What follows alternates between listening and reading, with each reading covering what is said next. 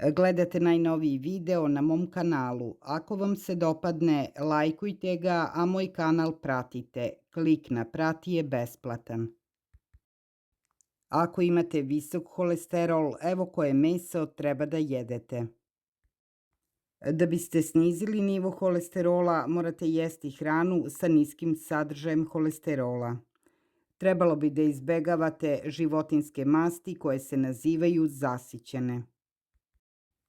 Kod visokog holesterola je bitno kako se priprema hrana koju jedemo. Ako je kuvate, dinstate ili pečete, smanjit ćete unos opasnih masti. Ako kupite meso sa vidljivom masnoćom i slaninom, treba je odmah ukloniti. Ako imate problema sa visokim holesterolom, evo koje meso je dozvoljeno za vas.